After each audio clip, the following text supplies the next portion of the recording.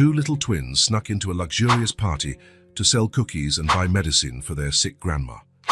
But when the young billionaire notices them, he stops everything and makes an announcement that leaves everyone speechless. The sun had barely risen when two tiny figures emerged from the shadows of a worn-out building in the heart of the city. Amy and Lisa, 5-year-old identical twins with golden curls framing their angelic faces and blue eyes shining like sapphires, walked hand in hand, carrying baskets draped with colorful cloths. Their steps were light, but their hearts were heavy with a mission that seemed far too big for their small shoulders. "Amy, do you think we can do this?" Lisa whispered, squeezing her sister's hand. Amy, always the braver of the two, nodded with determination. "We have to, Lisa, for Grandma Betty." The girls cast one last glance at the apartment on the 3rd floor, where their Grandma Betty, 65, slept a restless sleep. The sweet smell of freshly baked cookies still lingered in the air, mixed with the bitter aroma of medicine and worry. As they walked through streets that were just beginning to stir, the twins recalled the events that had led them to this unlikely journey. Only a week ago, their lives were simple, filled with laughter, playtime, and the unconditional love of their Grandma Betty. Betty was more than just their guardian. She was their entire world. Since the girls' parents had left, something Betty always avoided discussing, her eyes filling with deep sadness whenever it came up, she had become mother, father, and grandmother to Amy and Lisa. With hands wrinkled by time yet gentle and skillful, Betty fed them, clothed them, and above all filled their lives with love. The small apartment they called home was a cozy haven, always perfumed by the aroma of freshly baked cookies.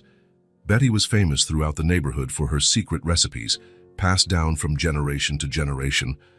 "The secret," she would always say with a mischievous smile, "is adding a pinch of love to every batch."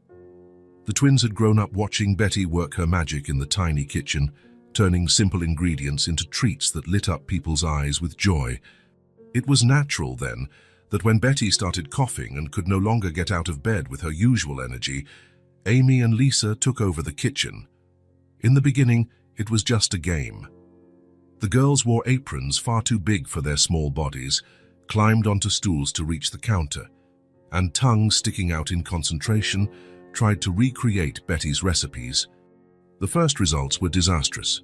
Burnt cookies, sticky dough, and a kitchen that looked like it had been hit by a flour tornado.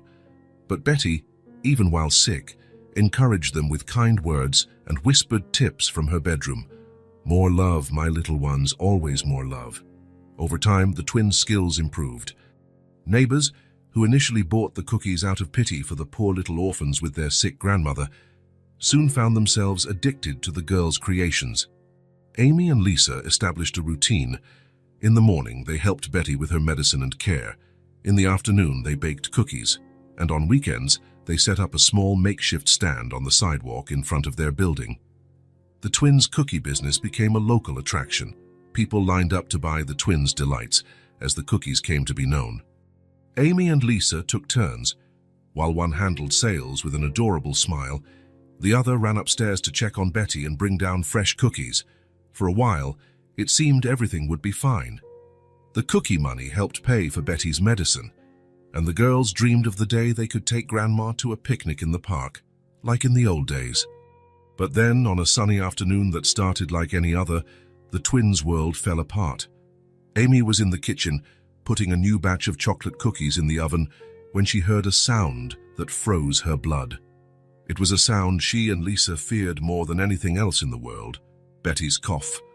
It wasn't the usual cough, the one they had grown accustomed to hearing over the past few weeks.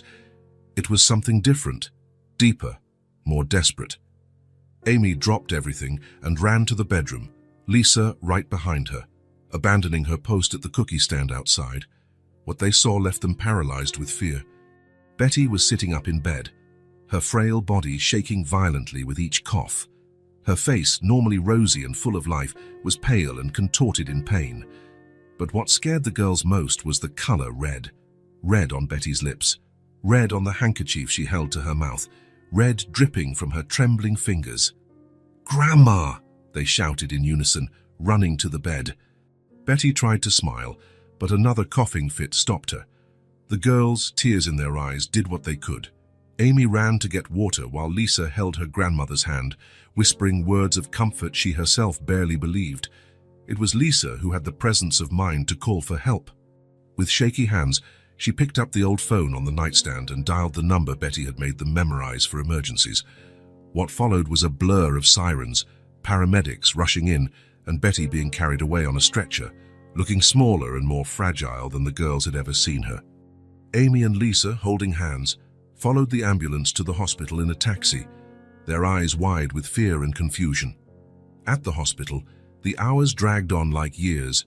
The twins, sitting in chairs too big for them in the waiting room, watched doctors and nurses come and go, each unfamiliar face increasing their anxiety. They clung to each other, their young minds struggling to grasp the seriousness of the situation. Finally, a man in a white coat with a serious expression approached them. Introducing himself as Dr. Smith, he knelt in front of the girls, his eyes kind but worried. "Amy, Lisa," he began, his voice gentle, "your grandma is very sick. She needs special treatment to get better." The twins nodded, their wide blue eyes fixed on the doctor. "But she'll be okay, right?" Amy asked, her voice trembling slightly. Dr. Smith hesitated, and in that moment of silence, the girls felt the weight of the world crash down on their small shoulders. "She can get better, yes," he finally said, "but the treatment she needs is very expensive." "How much?" Lisa whispered, squeezing her sister's hand. $50,000, the doctor replied, reluctance clear in his voice. For Amy and Lisa, $50,000 was an incomprehensible sum. It was more money than they had ever seen or imagined in their short lives. It was a number that made their stomachs drop and their hopes waver. That night, back in the silent apartment devoid of Betty's comforting presence, the twins sat on their grandma's bed, huddled together, lost in thought. The familiar scent of Betty on the pillow was both a comfort and a painful reminder of all that was at stake. "What are we going to do, Amy?" Lisa asked, her voice small in the darkness of the room. Amy, always the leader, the protector, felt the weight of responsibility like never before. She looked out the window at the city lights twinkling like distant stars. Then her eyes fell on a colorful poster stuck to a lamppost across the street. Even from a distance, the gold letters shone. "Annual Grand Ball at the Anderson Mansion tonight." Suddenly, a crazy, risky, but hopeful idea sprang to Amy's mind. "Lisa," she exclaimed, turning to her sister with shining eyes, "what if we sell our cookies at the Anderson party? There must be lots of rich people there. Maybe we can get the money for Grandma Betty." Lisa's eyes widened, a mixture of fear and excitement on her face. "But Amy, how are we going to get in? It's a fancy party." "I don't know yet," Amy admitted, "but we have to try. For Grandma." The plan was bold, almost impossible for two 5-year-old girls. But at that moment, with despair fueling their courage, it seemed like their only hope. The following hours were a whirlwind of activity. The twins worked tirelessly in the kitchen, mixing, baking, decorating. They used every bit of flour, every pinch of sugar they found in the cupboards. And in each cookie, they put not only Betty's secret ingredients, but all the love and hope their little hearts could hold. When the sun began to rise, painting the sky in shades of pink and gold, Amy and Lisa were exhausted but determined. Dozens of perfect cookies were piled in baskets, ready to be sold. The girls looked at each other, their faces smudged with flour and chocolate, but their eyes shining with purpose. "Let's get ready," Amy said, leading the way to the small wardrobe they shared. They put on their best dresses, last year's Christmas gifts, already a bit short and worn but still pretty. Amy chose the sky blue one that matched her eyes, while Lisa picked pale pink. They carefully braided each other's hair, just as Betty had taught them. Before leaving, Amy took a piece of paper and a pencil. Tongue tucked between her teeth in concentration, she wrote carefully, "We went to sell cookies in the park. We'll be back soon." It was a small lie, but they didn't want to worry the neighbors who occasionally checked on the apartment. With baskets of cookies in hand and hearts full of determination, Amy and Lisa took one last look at the apartment. The silence was oppressive, Betty's absence almost palpable. "We'll help Grandma," Amy said, her voice firm despite the fear she felt. Lisa nodded, gripping her sister's hand. "Together," she replied. And so the tiny cookie sellers set off at dawn, two small figures against the skyline of a waking city. Their destination, the Anderson mansion, where they hoped to find salvation for their beloved grandmother. As they walked, the empty streets echoed with the sound of their determined footsteps. Amy and Lisa had no idea what challenges lay ahead, the dangers of their audacious plan. They only knew Betty needed them, and they would do anything to save her. The sun climbed higher in the sky, casting long shadows before them, as though pointing the way. And somewhere in a hospital room, Betty slept a restless sleep, unaware of the act of love and courage her granddaughters were about to undertake. Amy and Lisa's journey had only just begun, but it was already a story of love, hope, and the incredible power of two small hearts determined to do the impossible. As they approached the wealthier parts of the city, the twins had no idea how much their lives were about to change forever.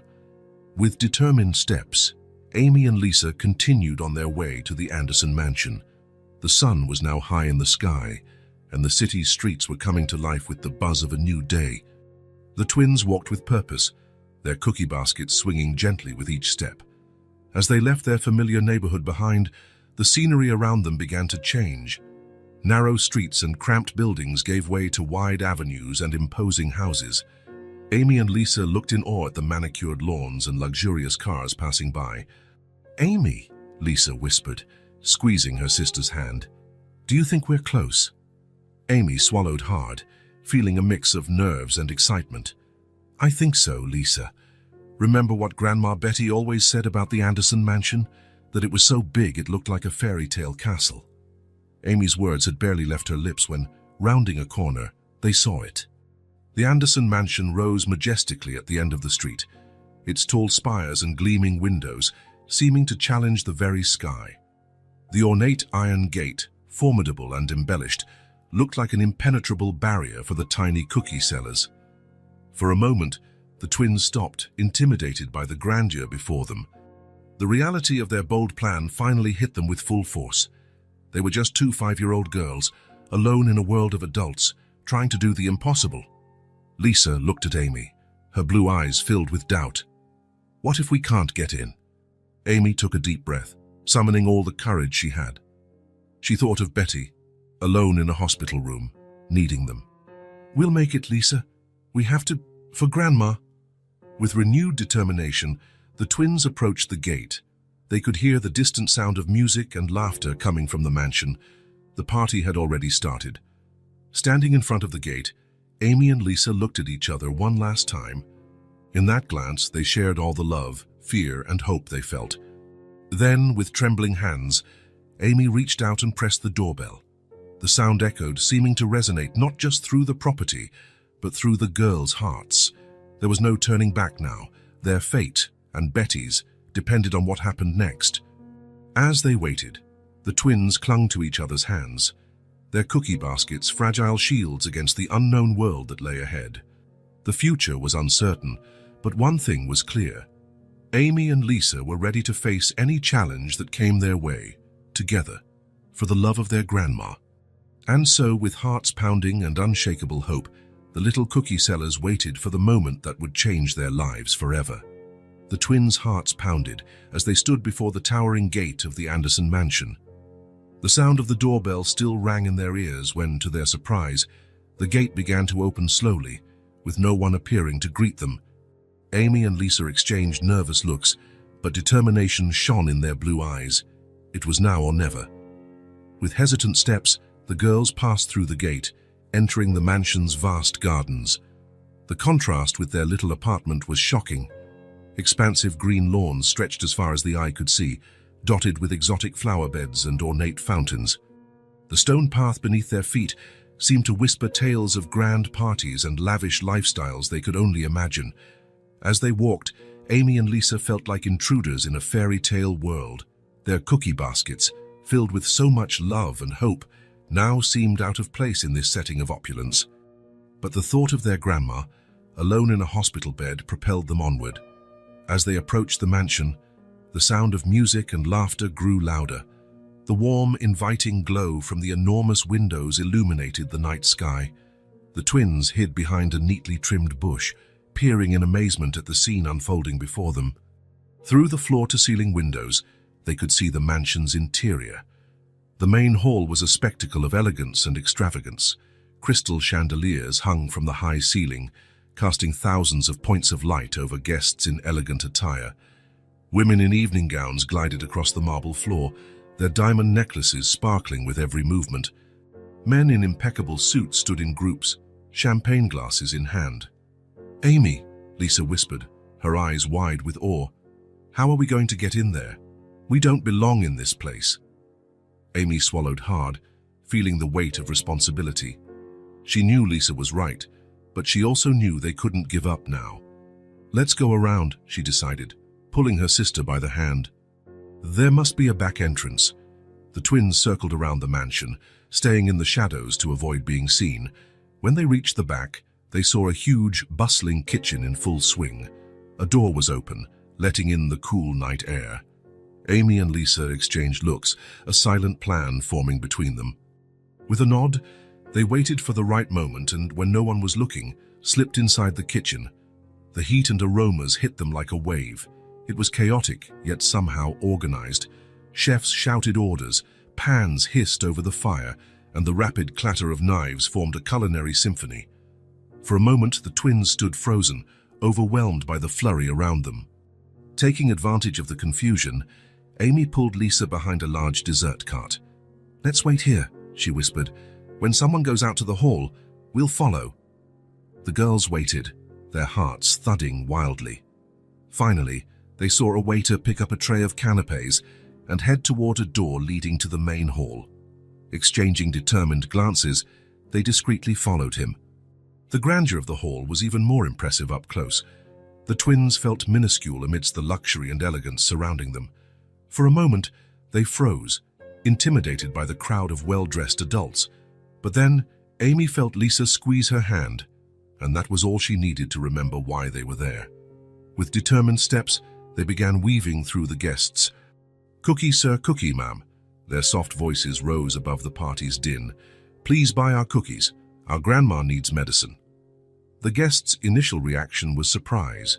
Two small children, clearly out of place in that luxurious setting, selling homemade cookies.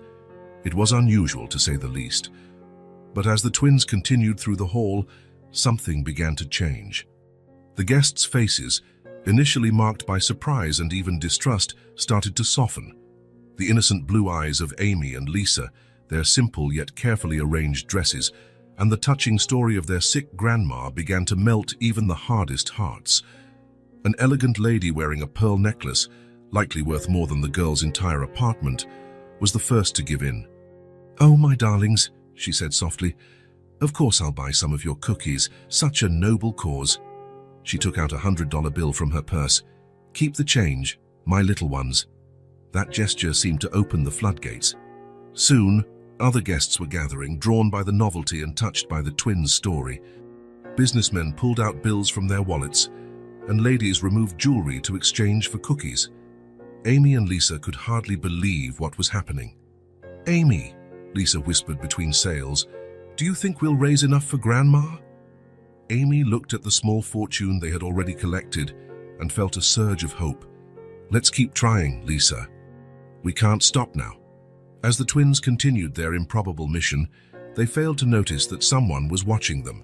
From across the hall, a tall, well-dressed man observed them with growing interest. Jack Anderson, the party's host and heir to the Anderson Empire, couldn't take his eyes off the little cookie sellers. At first, Jack was intrigued by the children's unexpected presence at his party. How did they get in? What were they doing here? But as he watched them interact with the guests, offering cookies with both determination and innocence, something inside him stirred. Jack was known for his business acumen and his ability to read people, a skill that had propelled him to the top of the corporate world by the age of 30. But now, watching these two girls, he felt touched in a way he hadn't in years. There was an authenticity in their actions, a purity of purpose that contrasted sharply with the world of calculated business deals and superficial relationships to which he was accustomed. Jack saw how they worked in perfect sync, communicating with just a glance.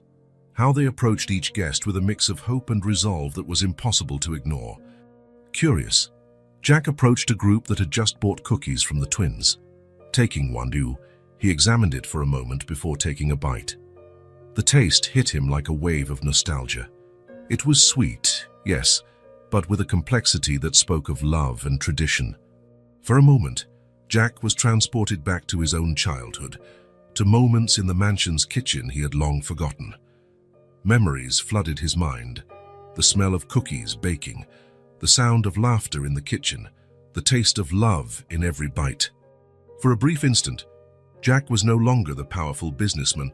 He was a little boy who used to hide in the kitchen, begging for just one more cookie.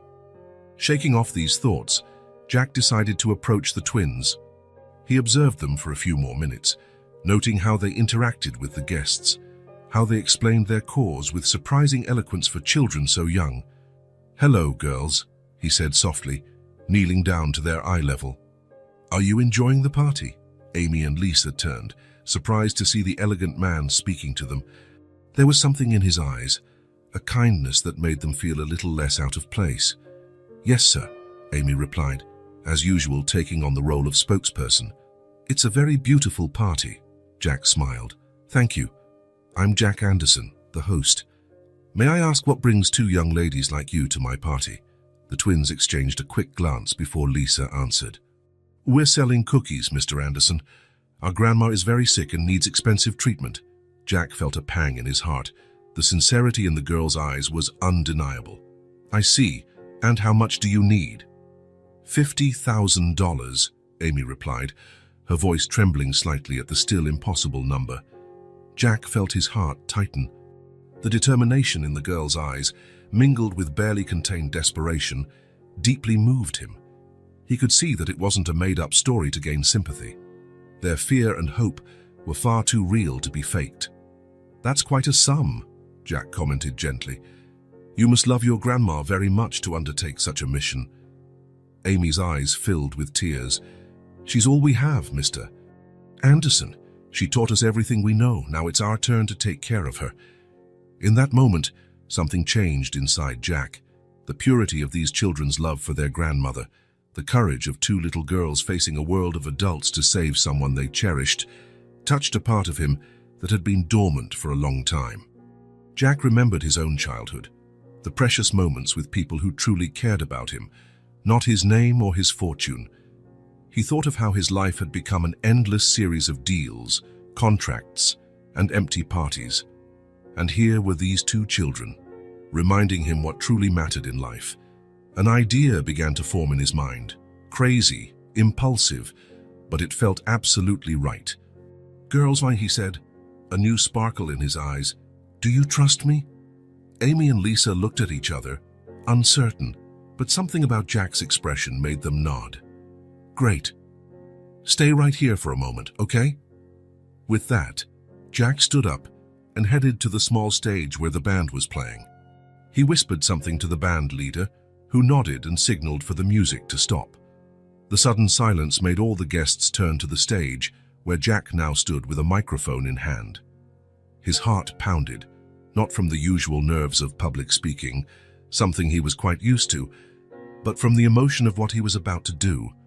"Ladies and gentlemen," his voice resonated through the hall, "I apologize for interrupting the festivities, but I have an important announcement to make." He paused, his eyes finding Amy and Lisa in the crowd. "Tonight, we have some very special guests among us, two young entrepreneurs on a mission of love." A murmur of curiosity rippled through the crowd. Jack motioned for the twins to come up on stage. Hesitant, Amy and Lisa walked through the hall, all eyes on them. When they reached the foot of the stage, Jack extended a hand to help them up. "These are Amy and Lisa," Jack continued, gently placing his hands on the girls' shoulders. "They're here tonight selling the most delicious cookies I've ever tasted, all to help their sick grandma." Jack looked at the surprised faces of his guests. He saw curiosity, confusion, and on some, a flicker of empathy and understanding. "I know many of you must be wondering what two children are doing at our party. I confess I was intrigued myself when I saw them." But after talking to them, after hearing their story, I realized they bring us a valuable lesson tonight. He paused, letting his words sink in. We live in a world of business deals, transactions, numbers on spreadsheets. But these girls remind us what truly matters: love, family, and the willingness to do anything for those we hold dear. Jack felt his voice tremble slightly with emotion. He noticed some guests exchanging surprised looks. Jack Anderson, the corporate shark, showing emotion. Amy and Lisa need $50,000 for their grandma's treatment. For many of us here, that amount wouldn't significantly change our lives, but for them and for their grandmother, it means everything. He glanced at the girls, seeing the mix of hope and fear in their eyes. Ladies and gentlemen, I propose we turn this party into something more meaningful. Let's have a charity auction. A ripple of excitement passed through the crowd. Jack smiled, sensing he had captured everyone's attention. Each cookie will be auctioned individually, and to make things even more interesting, I promise to personally match each winning bid. All the money raised will go directly to their grandma's treatment. Amy and Lisa looked at Jack with a mix of shock and gratitude. They could hardly believe what was happening. What had begun as a desperate, improbable mission was suddenly turning into something much bigger. But before we begin, Jack continued, I'd like us all to reflect on what these girls are teaching us: courage, unconditional love, and doing the impossible for those we love. May we all leave here tonight not only having contributed to a noble cause, but also having learned a valuable lesson about what really matters in life. With those words, Jack kicked off the auction. The excitement in the room was palpable. The first cookie was sold for $1,000, a sum that made the twins gasp in surprise, but it was just the beginning. As the night went on, the bids got higher and higher. Guests who normally spent fortunes on art or jewelry were now fiercely competing for simple homemade cookies. Jack watched it all with a smile, occasionally stirring excitement with witty remarks. But part of his mind was elsewhere. The more he heard Amy and Lisa speak, the more familiar their accents seemed. It was an accent he hadn't heard in years, but one deeply etched in his childhood memories. Flashbacks of the old kitchen in the mansion began surfacing in his mind, the smell of cinnamon and vanilla in the air, the sound of a warm laugh, the taste of freshly baked cookies, and a voice that hummed softly as she worked, with the same accent he now heard. While the auction continued, Jack approached the twins again.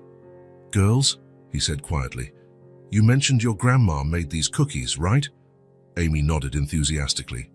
Yes. Our grandma is the best cook in the world. She always says the secret is adding a pinch of love to every batch. Those words hit Jack like lightning. He had heard them before, long ago, from a woman who had been like a second mother to him. A suspicion began to form in his mind, but he pushed it aside, focusing on the moment at hand. The auction went on late into the night, the energy in the room never waning.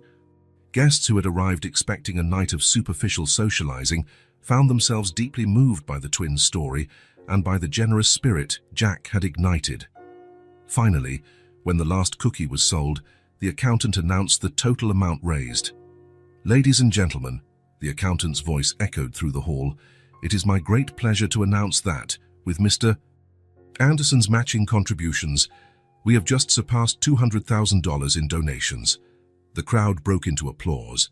Amy and Lisa hugged each other, tears of joy and relief streaming down their faces. They had done it, raised not just enough for Betty's treatment, but so much more.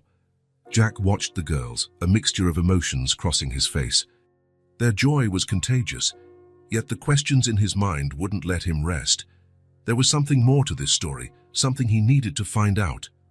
Resolute, Jack approached the twins again. Amy, Lisa, he said gently, you've done something incredible tonight. But I'd like to know more about your grandma. May I accompany you home? I'd like to meet her in person. The girls exchanged surprised looks, but gratitude shone in their eyes. Sure, Mr. Anderson, Amy replied. Grandma will be so happy. While the party continued around them, Jack made quick arrangements for someone to take over his hosting duties. He had a mystery to solve, a story to uncover. Something told him this journey was only just beginning. Leaving the mansion with Amy and Lisa, Jack felt a mix of emotions he hadn't felt in years. Excitement, nervousness, and a strange sense that he was about to rediscover a part of himself he had long forgotten. The twins, exhausted but glowing, walked beside him, their small hands holding his. The contrast between their lives could not have been more stark. But at that moment, united by an act of generosity and by the mystery that lay ahead, they were simply three people embarking on a journey into the unknown. As they left the illuminated mansion behind, Jack looked up at the starry sky, sensing that his life was about to change in unimaginable ways. The auction had been just the beginning. The real challenge, the real adventure was only just beginning. And so, under the cover of night, the billionaire and the two little cookie sellers departed, leaving behind a transformed party and heading toward an uncertain but hope-filled future. Night had long since fallen when the taxi finally stopped in front of a modest building on the outskirts of the city. Jack Anderson, still dressed in his elegant party suit, looked out of place against the backdrop of narrow streets and run-down buildings. Amy and Lisa, tired but with bright, excited eyes, jumped out as soon as the car stopped. "This is it, Mr. Anderson," Amy exclaimed, pointing to the brick building with a facade that had seen better days. Jack paid the driver, giving him a generous tip that made the man widen his eyes in surprise. As the taxi drove away, Jack found himself standing on the cracked sidewalk, staring at the building that held a mystery. He could not wait to unravel. The twins led him through the dimly lit entrance and up the creaking stairs. The contrast with the luxurious mansion they had left behind could not have been more striking. Each step seemed to carry Jack further from his opulent world and closer to a reality he had long forgotten. On the third floor, Amy pulled a key out of the pocket of her worn dress and opened the door to a small apartment. The smell of cookies still hung in the air, now mingled with the odor of medicine and something else, something familiar that Jack couldn't quite identify. "Grandma," Lisa called softly, "we're home." "And we brought a visitor." A faint sound came from one of the rooms, and the girls guided Jack there. That was when he saw her, and the world seemed to stop for a moment. Lying in a simple bed, covered with a threadbare but clean quilt, was Betty. Her face was pale and lined with fatigue, but her eyes, the eyes Jack remembered so well from his childhood, still sparkled with an inner strength that even illness couldn't dim. For a moment, no one moved. The air in the little room seemed charged with electricity, with unspoken memories and long-buried emotions. "Jack," Betty's voice was barely a whisper, but it carried a blend of surprise, fear, and something that sounded almost like hope. Jack felt his legs weaken. He leaned against the wall, his eyes never leaving Betty's face. "Yes, Betty, it's me." The twins looked from one to the other, confusion evident on their small faces. "Grandma," Amy asked hesitantly, "do you know Mr. Anderson?" Betty tried to sit up, but a coughing fit stopped her. Jack instinctively moved to help, supporting her back and adjusting the pillows. That familiar touch, even after so many years, sent a wave of emotion through both of them. "Thank you," Betty murmured, trying to catch her breath. She looked at her granddaughters with a weak smile, but her gaze never fully left Jack's face. "Yes, darlings. Mr. Anderson, Jack, was just a boy when I worked at his parents' mansion." Jack sat on the edge of the bed, his heart pounding so hard he was sure everyone in the room could hear it. "Betty, I had no idea. All these years." Betty tried to mask the emotion in her voice, but her eyes betrayed her. Years of fear, longing, and guarded secrets overflowed in that look. "Did the girls manage to sell some cookies, Jack? I hope they didn't cause trouble at your party." Jack laughed, a sound mixed with what was almost a sob. "Trouble? Betty. They were the stars of the night. We held an auction and—" He paused, looking at Amy and Lisa, who watched the scene with wide eyes. "Girls, why don't you go to the kitchen and make us some tea? I'm sure your grandma would love that." The twins nodded, sensing instinctively that the adults needed a moment alone. As soon as the door closed behind them, Jack turned back to Betty, his emotions raw. "Betty, why did you never look for me? All these years, if I had known—" Betty closed her eyes for a moment, as though gathering her strength to face a past she had so desperately tried to bury. When she opened them again, Jack saw a mixture of sadness, fear, and the fierce determination he remembered from his childhood. Jack, there are things you don't know. Things that happened that last night in the mansion. Jack felt a shiver run down his spine. He vaguely remembered a day when Betty simply never came back to work. His father had said she resigned, but something had never felt right about that story. Now, sitting in this small, modest room, so far from the world he knew, Jack felt he was about to uncover a truth that could change everything. What happened, Betty? Please, tell me. Betty hesitated, years of fear and silence weighing on her. But something in Jack's expression, a mix of genuine concern and determination, made her continue. She began to speak, her voice low but firm, transporting both of them back to that fateful night 20 years ago. It was late. I was finishing cleaning the kitchen when I heard voices coming from your father's office. The door was slightly open, and I didn't mean to eavesdrop, but... Betty closed her eyes again, reliving the scene as though it were yesterday. Jack could almost see the reflection of that night in her eyes, the fear and uncertainty she must have felt. Your father was on the phone with someone. He sounded agitated, nervous. I heard words like fraud, millions, and hide the evidence. Jack, he was discussing a massive financial scam. Jack felt as though the ground had been pulled from under him. His father, Robert Anderson, had always been his hero, a model of business integrity. The thought that he could be involved in something so sordid was almost inconceivable. I was frozen, Jack. I didn't know what to do. Then I tripped over a bucket, making a noise. Your father came out of the office and saw me there. He was furious. Betty trembled at the memory, and Jack instinctively took her hand, offering comfort. The touch seemed to give Betty the strength to go on. He fired me on the spot, said if I spoke a word about what I'd heard, he'd make sure I never worked anywhere again, that he had the power to destroy my life and anyone I cared about. Jack felt a wave of nausea. His childhood memories, those happy moments with his father, now seemed tainted by this revelation. Betty, I had no idea. My God, I'm so sorry. Betty reached out, gently touching Jack's face as she used to when he was a little boy. It's not your fault, dear. You were just a child, but I was scared for my future, scared for my granddaughters I had just adopted. So I ran. I moved away, changed my name. I lived all these years afraid he would find me. Jack held Betty's trembling hand, looking around the small room at the few belongings and photos of the twins at various ages. An entire life lived in fear and hiding because of his father's actions. Betty, this ends today. I'll take care of you and the girls. I'll pay for your treatment, for everything you need. Betty tried to protest, but Jack gently cut her off. No, please. Let me do this. Not just because of what my father did, but because of everything you meant to me when I was a boy. You were more of a mother to me than my own mother ever was. Tears began to stream down Betty's face, and Jack felt his own eyes filling with tears. Oh, Jack, my dear boy, you've grown into a wonderful man.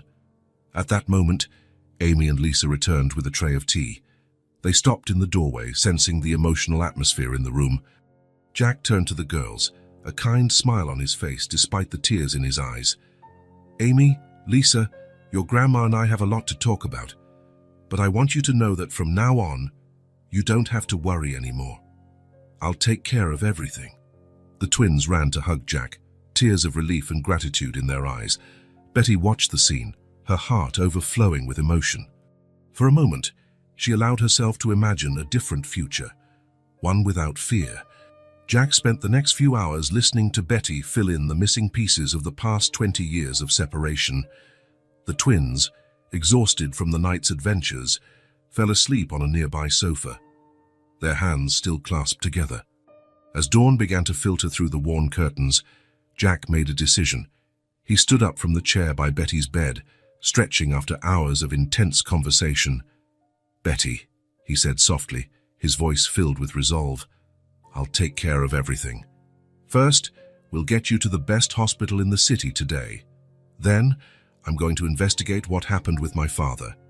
The truth needs to come out. Betty looked at him with a mixture of gratitude and concern. Jack, are you sure? This could change everything for you. Your life. Your company. Jack nodded, his face set with a determination that reminded Betty of the brave little boy he used to be. "I'm sure it's time to right the wrongs of the past. I can't keep living a lie, building my life on a foundation of secrets and crimes." He walked over to the sofa, gently waking Amy and Lisa. The girls blinked sleepily, but brightened at the sight of Jack.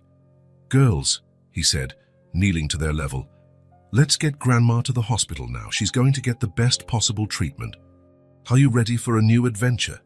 Amy and Lisa nodded enthusiastically, hope shining in their tired eyes.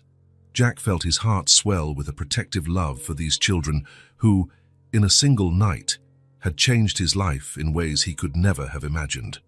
While Jack made calls to arrange an ambulance and admission to the hospital, Betty watched the scene with tears in her eyes. After years of living in fear and uncertainty, she finally felt that a new chapter was beginning. The guilt she felt for keeping the girls away from a better life ate at her, but seeing the kindness in Jack's eyes made her think that maybe, just maybe, the universe was finally working in her favor. When the ambulance arrived, Jack helped load Betty onto the gurney. The twins, hand in hand, followed close behind, their faces a mixture of worry and hope. Jack embraced them, silently promising he would do everything in his power to protect them and give them the life they deserved. Before leaving the apartment, Jack paused for a moment, looking around. This small space, so different from the luxurious world he was used to, had changed his life in a single night. He made a silent promise that no matter what happened next, he would never forget this lesson in humility, love, and courage. As the ambulance pulled away, carrying Betty toward an uncertain but hopeful future, Jack followed by car with Amy and Lisa. The sun rose on the horizon, painting the sky in shades of pink and gold, as though announcing a new beginning for them all. In the back seat, Amy and Lisa quickly fell asleep, exhausted by the night's events. Jack watched them in the rearview mirror, marveling at the strength and resilience of these little girls who had faced so much in their short lives. His thoughts then turned to his father, the company and the life he had built. He knew the days ahead would be difficult.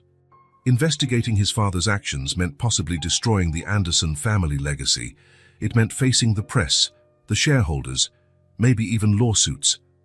But then Jack looked again at the sleeping girls and at the ambulance ahead, carrying Betty.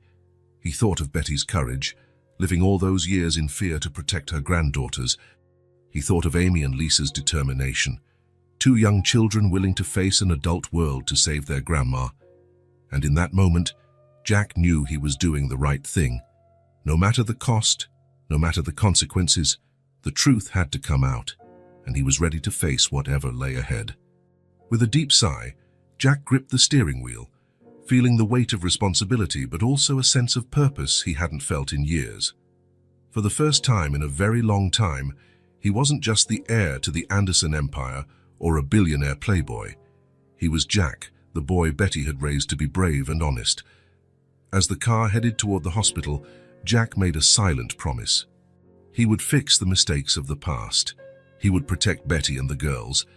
And in doing so, perhaps he would rediscover the man he was always meant to be. The day was just beginning, and with it, a new journey was unfolding, a journey of redemption, truth, and love. When they arrived at the hospital, a medical team was already waiting, alerted by Jack's call.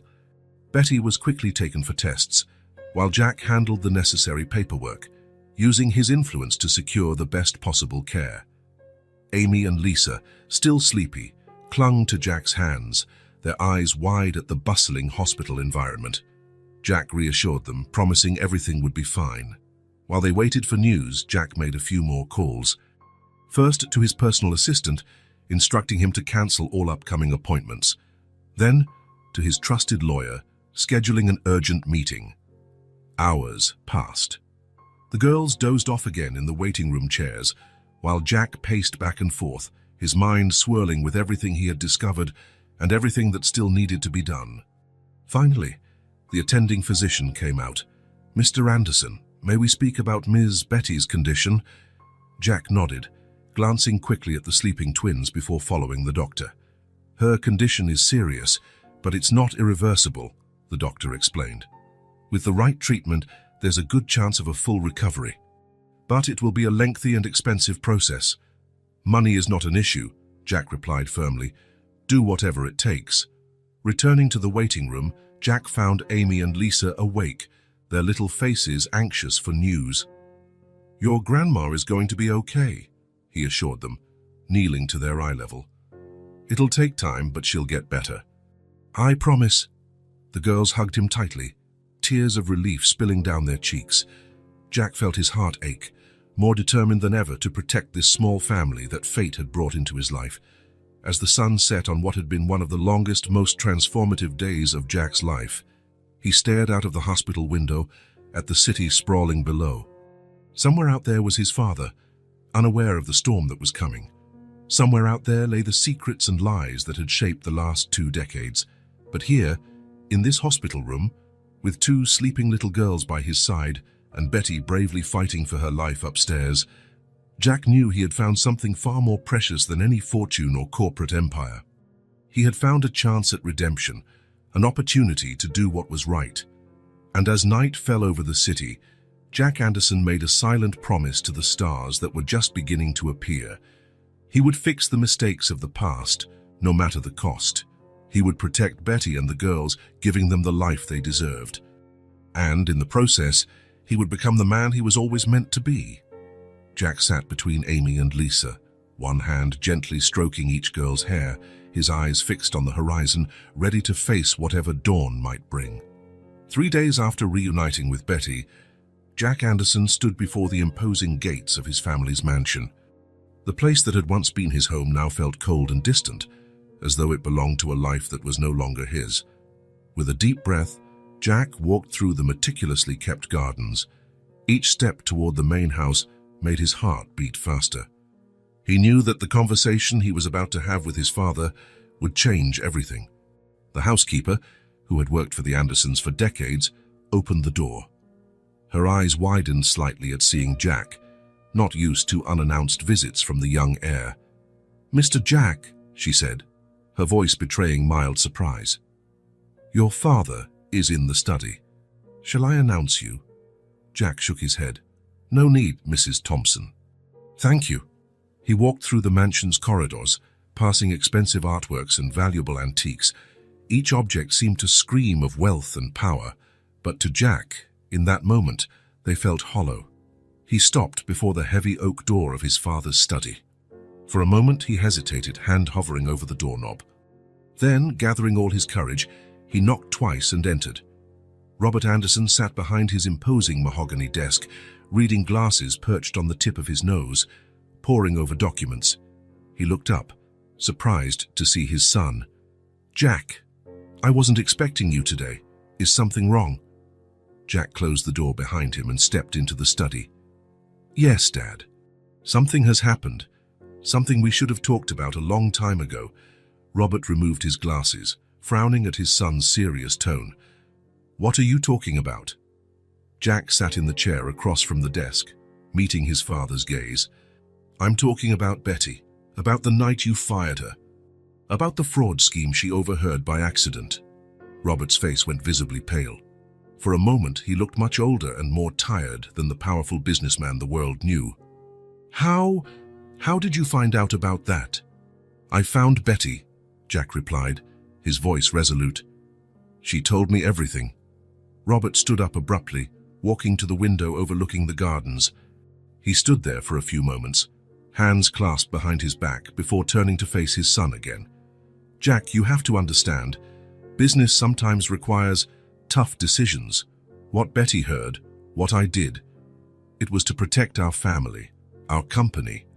Jack felt a surge of disappointment and anger rise within him. "Protect? Dad, you threatened an innocent woman. You forced her to live in fear for 2 decades. Robert tried to argue, his voice taking on the persuasive tone he used in important negotiations. "Son, the business world is complex.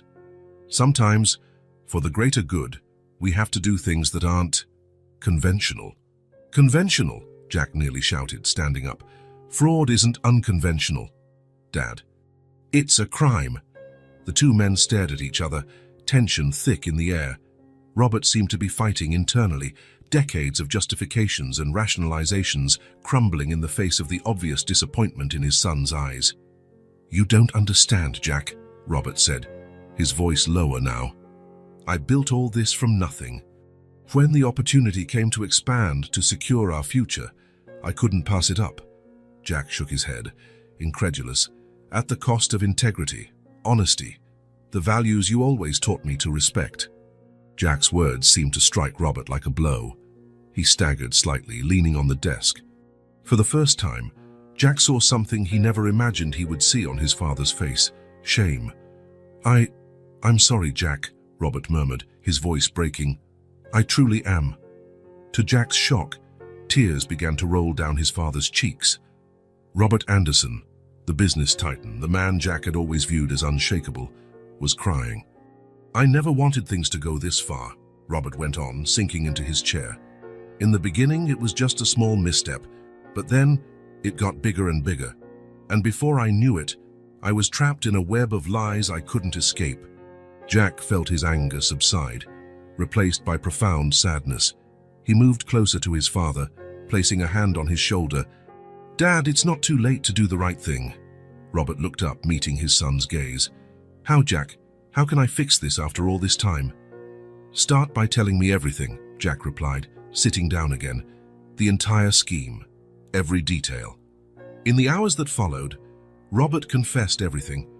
The fraud scheme that began as minor accounting manipulation and grew into a multi-million-dollar operation. The bribes, offshore accounts, and forged documents. Jack listened in silence, his heart heavy with each new revelation. By the time Robert finished, the sun was setting, casting long shadows across the study. The man before Jack was no longer the confident, powerful father he had always known. He was a broken man, consumed by guilt and regret. "I messed it all up, didn't I?" Robert asked, his voice barely above a whisper. Jack took a deep breath before responding. "Yes, Dad, you did, but there's still a chance to set things right." Robert nodded slowly. "You're right, and I know what I have to do." He straightened in his chair, a spark of his old determination returning to his eyes. "I'm handing over the company to you, Jack. You've always been better than me, more principled. You can clear Anderson Corp's name." Jack was surprised by the offer. "Dad, are you sure?" "Absolutely," Robert replied. "It's time for me to retire, to face the consequences of my actions." And he hesitated for a moment. "I want to provide generous compensation to Betty and her granddaughters. It's the least I can do after everything I've caused." Jack felt a mix of emotions: relief that his father was finally doing the right thing, apprehension over the uncertain road ahead, and a strange sense of pride that Robert was taking responsibility for his mistakes. "I accept the responsibility, Dad," Jack said, his voice firm. "But it won't be easy. We'll have to be transparent, face potential lawsuits, rebuild shareholders and the public's trust." Robert nodded. "I know, and I'll stand by you throughout the process, ready to face the consequences of my actions." In the days that followed, events unfolded rapidly. Robert Anderson called a press conference, publicly announcing his retirement for personal reasons and a desire to spend more time with family. He introduced Jack as Anderson Corp's new CEO, praising his integrity and vision for the future. Behind the scenes, Jack worked tirelessly with a team of lawyers and accountants to fully uncover the fraud scheme and prepare for the inevitable investigations. He also made sure a generous financial settlement was directed to Betty and the twins, ensuring they would never have to worry about money again. When Jack officially took control of Anderson Corp, he did so with a mix of determination and humility. In his first speech as CEO, he promised a new era of transparency and integrity for the company. Anderson Corp was built on hard work and innovation, he told the employees gathered, but we also carry mistakes from the past. Today, I commit to correcting those mistakes, rebuilding trust, and leading this company with honesty and ethics. It won't be an easy journey, but together, we can make Anderson Corp a beacon of integrity in business. As Jack left the podium, under cautious yet hopeful applause from employees, he knew the road ahead would be challenging. But when he thought of Betty, of Amy and Lisa, and the remorseful, proud look in his father's eyes, Jack felt that, for the first time in a long while, he was on the right path. Jack was in his new office, gazing out the window at the city below. In his hands was an old photo, him as a child with Betty in the mansion's kitchen, both smiling as they baked cookies. Jack smiled at the picture, determined to honor the past and build a better future. The Anderson family's journey to redemption was just beginning. Memorial Hospital, known for its excellent medical care, was bustling when Jack Anderson arrived, carrying a bouquet of colorful flowers. He greeted the nurses by name as he headed to Betty's room, a routine that had become familiar over the past few weeks. Upon entering the room, Jack found Betty sitting up in bed, looking better than she had in days.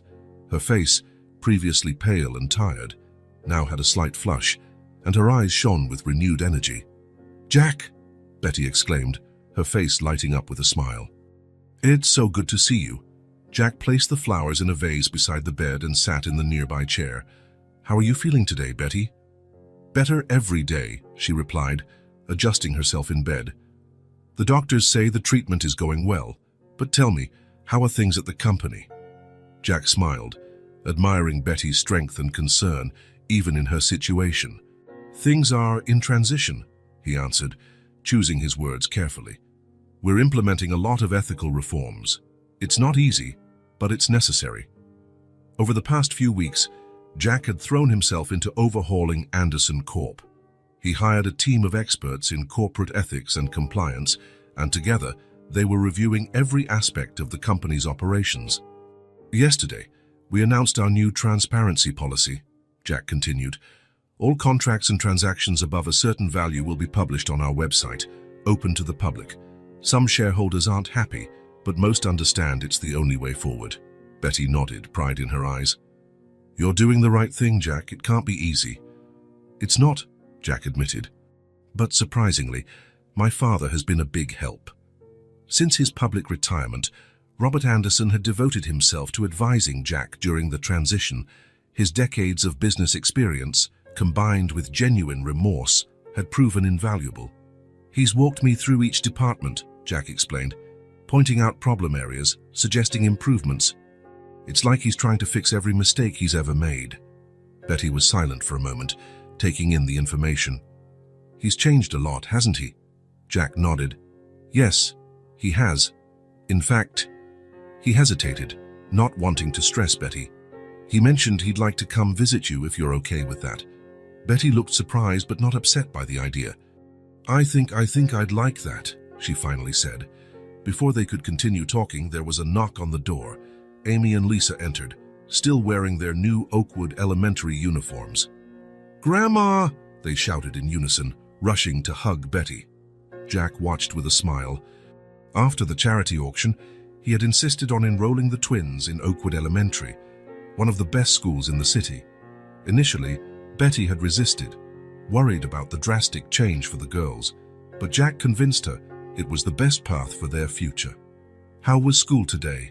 Betty asked, embracing her granddaughters. "It was amazing," Amy exclaimed. "We had a science class and did a volcano experiment. And in art class, we painted with watercolors," Lisa added. "The teacher said my painting was really good."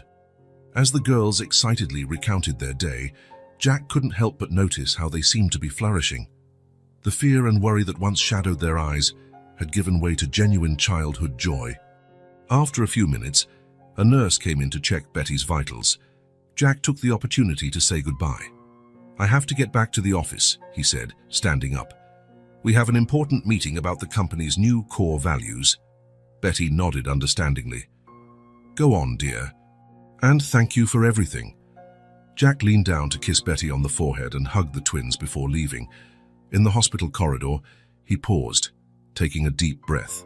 The gratitude in Betty's eyes and the girls' happiness were a constant reminder of why he was working so hard to change things. Back at Anderson Corp, Jack entered the packed conference room. Executives, managers, and representatives from various departments were gathered to discuss and finalize the company's new core values.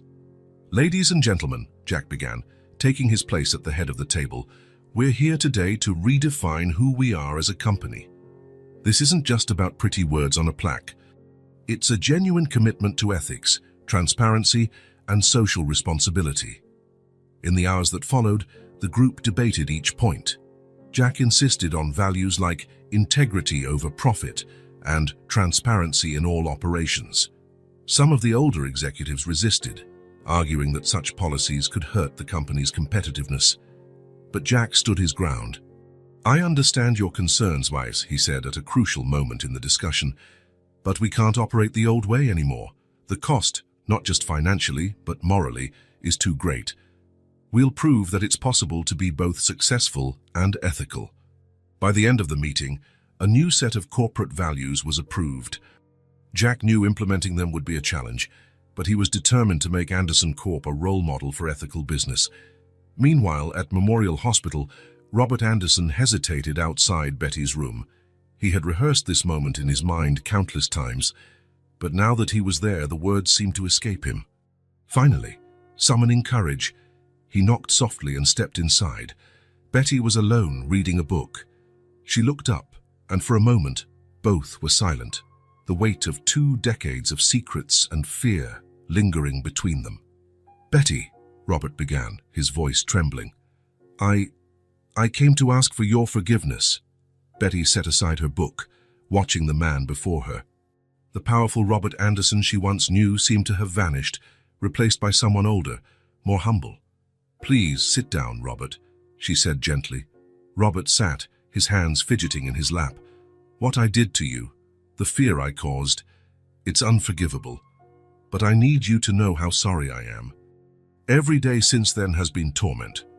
Betty listened in silence as Robert poured out his guilt, confessing the burden he had carried for years and the emptiness he felt even at the height of his corporate success. "I understand if you can't forgive me," he concluded, tears in his eyes. "But I want you to know I'll do everything in my power to make it right, for you and for the girls." Betty remained silent for a long moment. When she finally spoke, her voice was gentle but firm. "Robert, forgiveness isn't something given easily. What you did affected not just me, but also my granddaughters. It will take time for those wounds to heal." Robert nodded, accepting her words. "But," Betty went on, "the fact that you're here, admitting your mistakes and trying to make things right, that's a start. I can't promise immediate forgiveness, but I'm willing to give us a chance to maybe start over." Betty's words, though not a complete absolution, gave Robert a glimmer of hope. He knew he had a long road ahead, but he was determined to prove, through actions, that his remorse was genuine. As the sun set over the city, a feeling of change was in the air. At the hospital, Betty rested, reflecting on the unexpected visit from Robert. At Oakwood Elementary, Amy and Lisa stayed for after-school activities, making new friends and discovering new talents. At Anderson Corp, Jack worked late, determined to turn the company into a shining example of ethical business. A new phase had begun for them all. The path ahead would be challenging, full of obstacles and difficult moments, but there was also hope, the promise of redemption, and the chance to build something better from the ruins of the past. As night fell over the city, each of them, Betty, Robert, Jack, Amy, and Lisa, looked to the future with a mix of apprehension and optimism. The winds of change were blowing, bringing with them the promise of brighter days to come. Morning dawned clear and full of promise as Betty was finally discharged from Memorial Hospital. After months of intensive treatment, she was ready to go home, healthier and stronger than she'd been in years. Jack, Amy, and Lisa waited eagerly at the hospital entrance, wide smiles on their faces. "Grandma!" the twins shouted in unison, running to hug Betty as she appeared in the doorway, pushed in a wheelchair by a nurse. Betty laughed, her eyes shining with tears of joy as she embraced her granddaughters. "My darlings, I missed you so much." Jack approached, bending down to give Betty a gentle kiss on the cheek. "Welcome back, Betty. We're all so happy to have you home again." The ride back to the apartment was filled with lively conversation and laughter. The twins couldn't stop talking about school, their new friends, and all the things they wanted to show their grandma. Betty listened with a smile, her heart overflowing with love and gratitude. When they arrived home, Betty was surprised to see that the apartment had been completely renovated.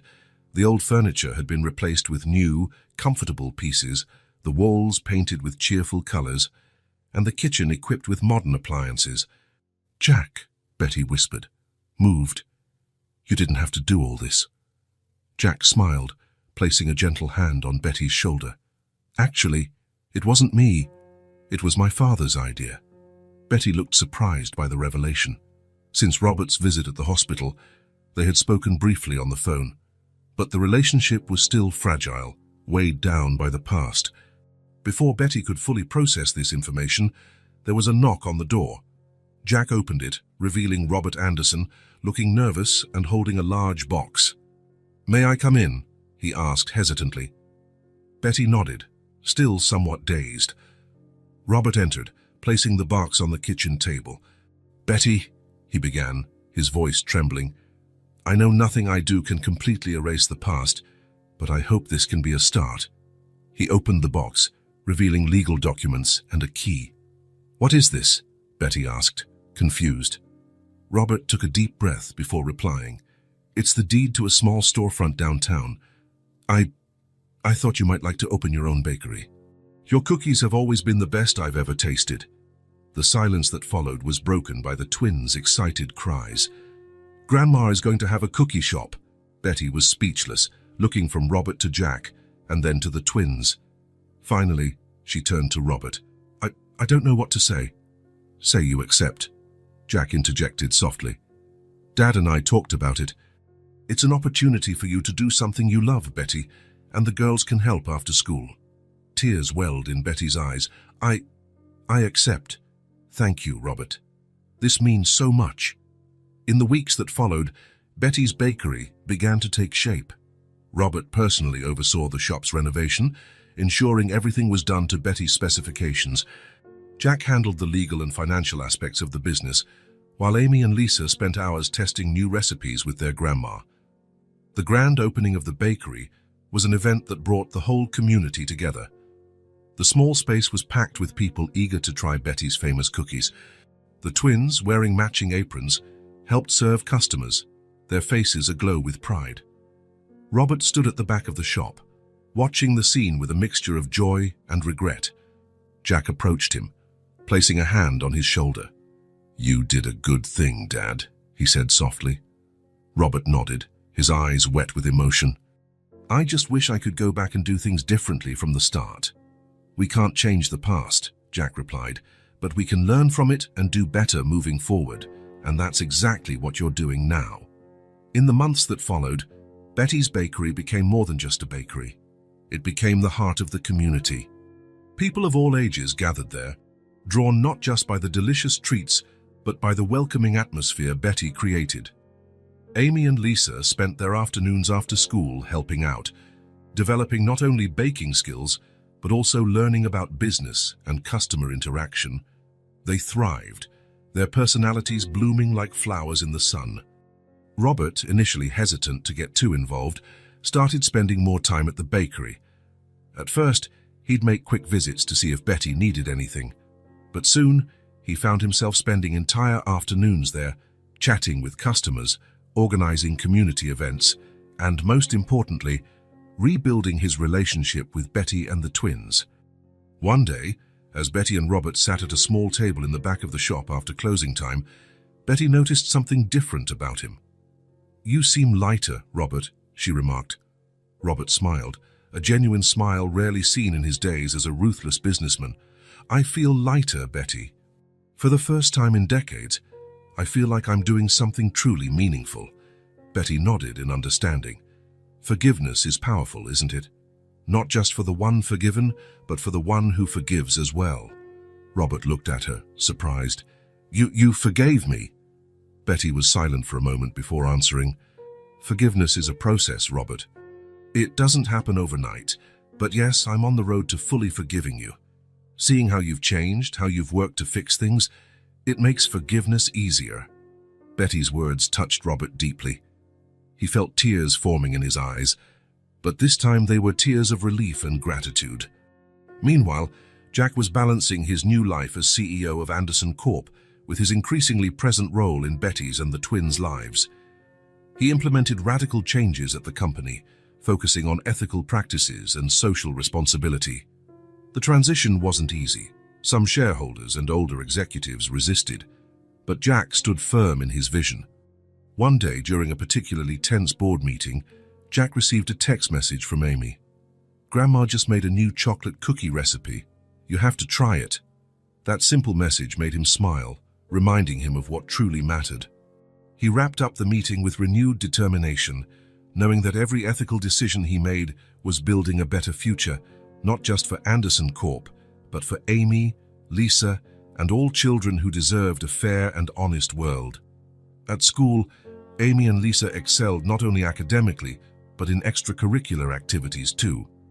Amy discovered a talent for debate, often discussing social issues with a maturity beyond her years. Lisa, on the other hand, immersed herself in the arts, her paintings capturing the essence of Betty's bakery and the community around it. One Saturday, while the family was gathered at the bakery for a late lunch, Betty looked around with a full heart. Robert was helping the twins decorate cookies, laughing in a way she had never seen him laugh before. Jack was animatedly talking with regular customers about a new community project Anderson Corp was sponsoring. "Who would have thought," Betty murmured to herself, "that so much fear and secrecy could yield something so beautiful?" The transformation didn't stop with the family. Betty's generosity, shown through donating food to the less fortunate and the warm welcome she offered to everyone entering the shop, began to change the neighborhood itself. Other local merchants, inspired by Betty's Bakery, started their own community initiatives. Robert, motivated by his experiences in the bakery, got involved in philanthropic projects. He used his contacts and resources to set up financial education programs for low-income youth and initiatives to support small entrepreneurs. "I spent most of my life accumulating wealth," he confided in Jack one day. "Now, I see that real wealth lies in making a difference in others' lives." Jack observed his father's transformation with a mix of pride and admiration. The cold, calculating man he had known for so long had given way to someone kinder, more compassionate. Family bonds, once tense and fragile, grew stronger each day. Sunday nights at Betty's Bakery became a sacred tradition, the whole family gathering to share dinner, stories, and of course, Betty's delicious treats. During one of these dinners, Amy surprised everyone with a question. "Grandma," she said, her voice serious, "do you think any of this would have happened if we hadn't gone to Grandpa Robert's fancy party?" Silence fell around the table as everyone reflected on the question. Betty looked at Robert, then at Jack, and finally at the twins. "You know, dear," she answered gently, "sometimes the hardest things we face lead us to the most beautiful places. What matters isn't how we start our journey, but how we choose to continue it." Jack raised his glass in a toast. "To family," he said, "and to second chances." "To family and second chances," they all echoed, glasses clinking in the air. As the evening went on, filled with laughter, stories, and the unmistakable aroma of Betty's cookies, it was clear to everyone that the bonds that now united them were stronger than any hardship they had faced. Their healing and reconciliation journey was far from over, but each day brought new opportunities to grow, forgive, and love. And at the center of it all was the little bakery, a living testament to how love, perseverance, and forgiveness can transform lives and entire communities. Betty's Bakery was more than a business. It was a symbol of hope, a reminder that it's never too late for a new beginning. As night wore on, the family remained gathered at Betty's Bakery, enjoying each other's company in the warm atmosphere Betty had created. The aroma of freshly baked cookies lingered in the air, blending with the sound of laughter and lively conversation. Robert, sitting in a corner watching the scene, felt a wave of gratitude wash over him. He looked at Betty, who was teaching the twins a new cookie decorating technique, and at Jack, who was enthusiastically discussing future plans for the bakery. In that moment, Robert truly understood the value of what he had gained, not financially, but in human connections and personal redemption. When it was finally time to close the shop, everyone pitched in to clean up, working together like a true family. As they left, each took with them not only a box of cookies, but also the comforting sense of belonging and the silent promise of even better days ahead. Betty was the last to leave, pausing for a moment to look at the Betty's Bakery sign illuminated against the night sky. With a serene smile, she locked the door, knowing that tomorrow would bring a new day filled with possibility, love, and of course, more delicious cookies to share with her newly discovered family and community. Anderson Corp was undergoing a remarkable transformation under Jack's leadership. The introduction of new ethical policies, which had initially caused unease among some shareholders, was beginning to yield surprising results. One sunny morning, Jack entered his office, eager to review the latest financial reports. Opening the file on his computer, a smile spread across his face. The projections were better than he'd hoped. "Sarah," he called to his assistant over the intercom, "could you please schedule a board meeting for this afternoon? We have good news to share." As he prepared for the meeting, Jack reflected on the past months. The shift to more ethical practices had not been easy. There had been resistance, doubts, and even some resignations from executives who couldn't align with the company's new vision. But Jack remained steadfast in his conviction. The meeting room was packed when Jack walked in. Anxious faces regarded him, a mix of hope and apprehension in the air. "Ladies and gentlemen," Jack began, his voice steady and confident, "I'm pleased to inform you that our new ethics policy has not only kept our company stable, but actually driven our growth." A murmur of surprise rippled through the room. Jack continued, presenting charts and figures showing a significant increase in investor confidence, an improvement in the company's reputation, and consequently, growth in sales and partnerships. "But that's not all," Jack went on. "Our new social responsibility initiatives have attracted exceptional talent, people who are not only skilled in their fields, but who also share our values and vision for the future." While the meeting continued, across town, Robert Anderson was at a local community center, involved in a very different kind of work than his former CEO days. "So, Mrs. Johnson," he said, sitting beside an elderly woman, "let's review your monthly budget again. I see you've managed to reduce some expenses since our last talk. That's excellent." Robert had discovered a new purpose in volunteer work, especially in financial education programs for struggling communities. His business experience, combined with his genuine desire to help, was making a real difference in people's lives. After spending the afternoon advising several community members, Robert sat for a moment, exhausted but deeply satisfied. His phone buzzed with a message from Jack. "Good news about the company, Dad. Shall we have dinner tonight to talk?" Robert smiled, feeling a surge of pride for his son. "Of course," he replied. "I can't wait to hear all about it." That evening, father and son met at a modest restaurant they used to frequent. As they waited for their food, Jack shared the good news about Anderson Corp. "It's incredible, Dad," Jack said, eyes shining with excitement. "We're proving it's possible to be successful and ethical at the same time. In fact, our ethics are becoming our biggest competitive advantage." Robert listened attentively, feeling both proud and regretful. "You're doing a fantastic job, son. Better than I ever did." Jack noticed the sadness in his father's voice. "Dad, the past is the past. What matters is what we're doing now. Speaking of which, how was your day at the community center?" Robert's face lit up as he shared stories about the people he had helped. Jack watched the transformation in his father. The man who once cared only about profits and power now found genuine joy in helping others. As they talked, both reflected on how their relationship had changed. The tensions and expectations of the past had been replaced by mutual respect and a deeper love. "You know, Jack," Robert said, his voice serious, "I've been thinking. With the company's success and everything, maybe it's time we do something big to celebrate. Not just our professional achievements, but our family, our journey." Jack smiled, thinking of Amy and Lisa and how proud they were of their family's story. "I think it's a great idea, Dad. The girls would be thrilled." In the days that followed, Jack continued to lead Anderson Corp with a blend of innovation and integrity. He implemented new ethical training programs for all employees, formed partnerships with non-profit organizations, and even started a mentorship program for young entrepreneurs from underprivileged communities. News of Anderson Corp's success began to spread. Business journals published articles on the ethical revolution, led by Jack Anderson. Invitations to speak at conferences poured in, everyone wanting to learn how the company had transformed its culture and achieved success.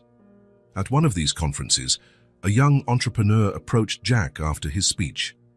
"Mr. Anderson," the young man said, eyes shining with admiration, "your story, the story of your company, is so inspiring. How did you find the courage to make such drastic changes?"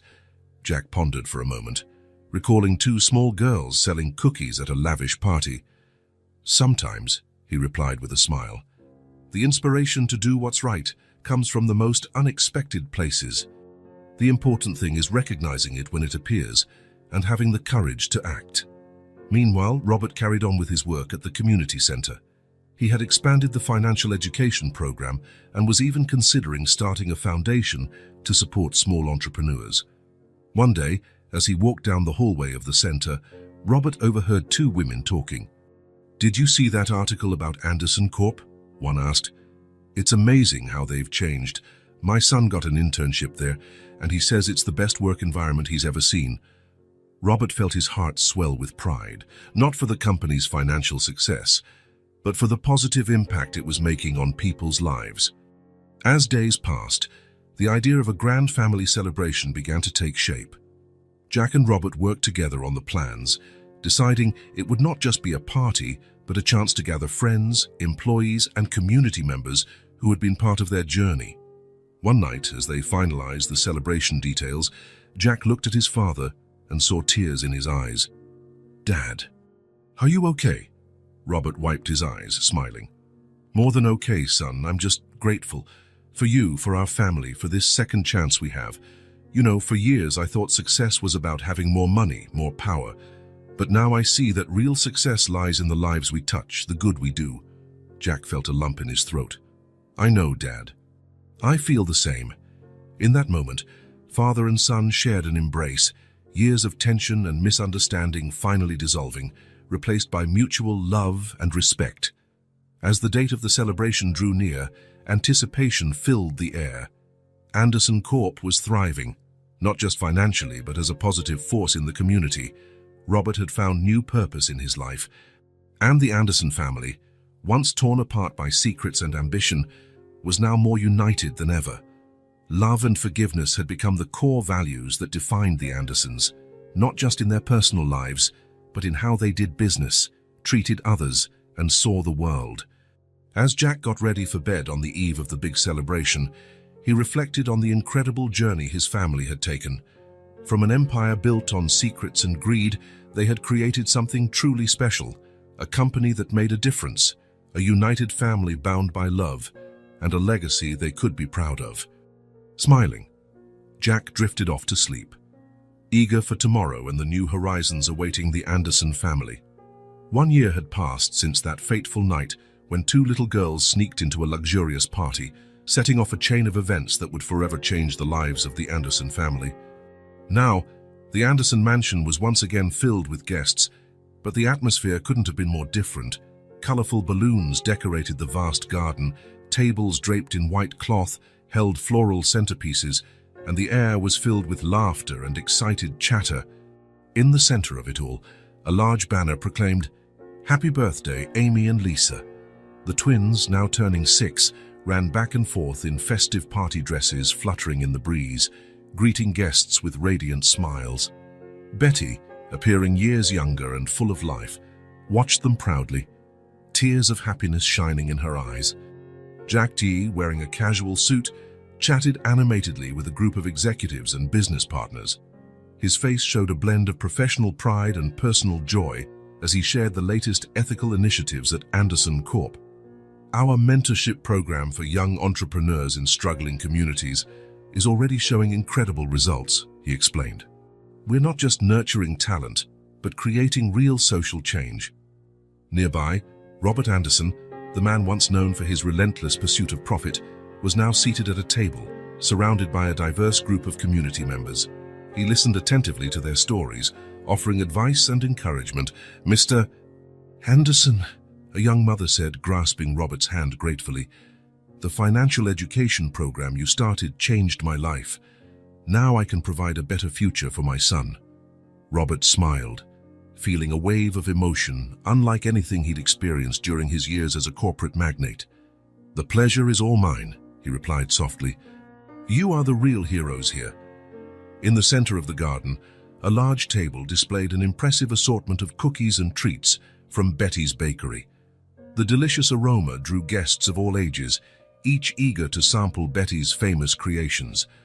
Amy and Lisa, proud of their grandma and the bakery's success, guided guests around the table, explaining each flavor with childlike excitement. "This is Grandma's chocolate cookie with walnuts," Lisa told a group of wide-eyed children. "It's Uncle Jack's favorite." Amy pointed to a special cookie in the center of the table. It was bigger than the others, decorated with colorful icing forming a heart. "And this," she said with a mischievous smile, "is the forgiveness cookie. Grandma made it to celebrate our family." The forgiveness cookie quickly became the party's main topic. Guests gathered around the table, curious to hear the story behind it. Betty, with Amy and Lisa by her side, shared the Anderson family's journey with a mix of emotion and gratitude. "This cookie," she explained, holding it gently, "represents everything our family has learned over the past year. The crunchy shell symbolizes the hardships we faced, but the soft, sweet inside symbolizes the love and forgiveness we found." As Betty spoke, Jack and Robert approached, forming a small circle around her. 3 generations of Andersons, united by more than blood, by a shared journey of redemption and love. Jack placed a hand on his father's shoulder, a gesture that spoke volumes about how far their relationship had come. "Dad," he said, emotion filling his voice, "thank you for having the courage to change, for showing us that it's never too late to do what's right." Robert, tears in his eyes, hugged his son. "Thank you for giving me this second chance, Jack." "And thank you all," he said, looking at Betty and the twins, "for teaching me the true meaning of family and success." The party continued well into the evening, celebrating not only Amy and Lisa's birthday, but also a reunited, strengthened family. Guests from all parts of the Andersons' lives, company executives, bakery customers, community members, mingled, united by the family's inspiring story. Later, when the moon was high in the sky and the children were starting to yawn, the Anderson family gathered for a private moment away from the guests. "Grandma," Amy said, settling into Betty's arms, "tell us again how it all started." Betty smiled, exchanging affectionate glances with Jack and Robert. "Well, my loves, it all began with 2 brave little girls who decided to sell cookies at a very fancy party." As Betty narrated the now familiar but always thrilling story, each family member reflected on their own journey over the past year. Jack thought about how Anderson Corp had transformed, becoming a respected model of ethical business nationwide. He remembered the challenges, the sleepless nights working on new policies, but also the satisfaction of seeing the company thrive in a way that benefited not just shareholders, but the entire community. Robert listened to the story, feeling a mix of regret and gratitude. The man he had been a year ago seemed a stranger now. Through his volunteer work and reconnection with the family, he had found a purpose and a happiness no material wealth could ever provide. Betty, surrounded by her family, could hardly believe the transformation in her life. From living in fear and hiding, she was now a successful business owner, respected and loved in her community. Her bakery wasn't just a business, it was a symbol of hope and second chances. Amy and Lisa, though too young to fully grasp the scale of events, felt the love and unity that now pervaded their family. They had grown not only in age, but in understanding and compassion. When Betty finished the story, there was a moment of contemplative silence. Finally, Jack spoke, his voice gentle yet firm. "You know," he began, looking at each family member in turn, "a year ago, I thought I knew all about success and family. But you taught me that real success is in the bonds we form, the lives we touch." Robert nodded, adding, "And that it's never too late to change, to do what's right. Every day is a new opportunity to be better." Betty smiled, taking the twins' hands. "And most importantly, we learned that love and forgiveness are the most powerful forces there are. They can heal wounds, tear down walls, and bring hearts together." Amy and Lisa, though tired, gave wide smiles. "And cookies can change the world," Amy added, making everyone laugh. As the night drew to a close and the last guests said their farewells, the Anderson family remained together, gazing at the stars. The future, once uncertain and bleak, now shone with promise and possibility. Jack knew Anderson Corp would continue to grow and make a difference in both the business world and beyond. Robert looked forward to expanding his community programs, touching even more lives. Betty planned to open a second branch of Betty's Bakery, spreading her message of love and forgiveness to an even wider audience. And Amy and Lisa, the little catalysts for all this change, were just beginning their journey, with a bright future ahead of them, nurtured by the love and support of their newly reformed family. As they prepared to head home, each family member carried not only memories of a wonderful night, but also the certainty that, together, they could face any challenge the future might bring. The forgiveness cookie, now a cherished symbol of the Andersons' journey, remained at the center of the table. A sweet, tangible reminder that love, honesty, and the courage to change can truly transform lives. And so, with hearts full and spirits high, the Anderson family welcomed the next chapter of their story, eager for the new adventures, challenges, and moments of joy that lay ahead. The future had never looked so bright or so sweet,